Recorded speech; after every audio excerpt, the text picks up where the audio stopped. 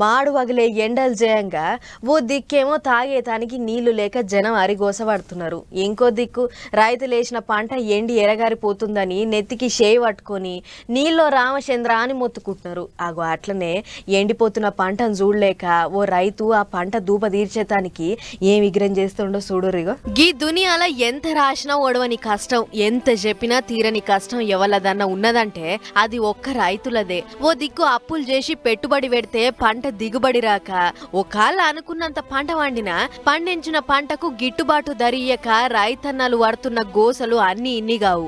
ఇక ఇప్పుడు ఇది సాలదన్నట్టు నీళ్ళ కష్టాలు కొంత మోపైనాయి రైతుల పానాలకు.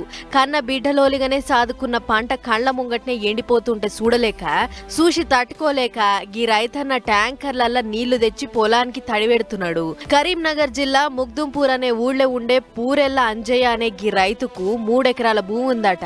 అందులో ఓ ఎకరన్నర దాకా వరి పంటేసిండట. అసలే ఎండాకాలం, ఇటు బోర్లు ఎండిపోయినాయి. ఇంతకు మునుపటి లెక్కన కాలువల పొంటి నీళ్ళోటి వస్తలేవు.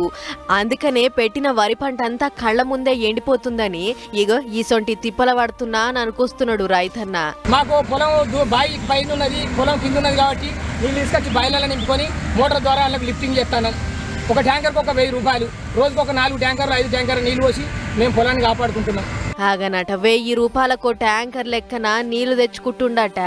ఇట్లా దినం 4-5 ట్యాంకర్ల నీళ్లు తెచ్చి పంటకు పెట్టి పంటను కాపాడుకునేటి ఈగ్రం చేసుకుంటుండట గీ రైతన్న.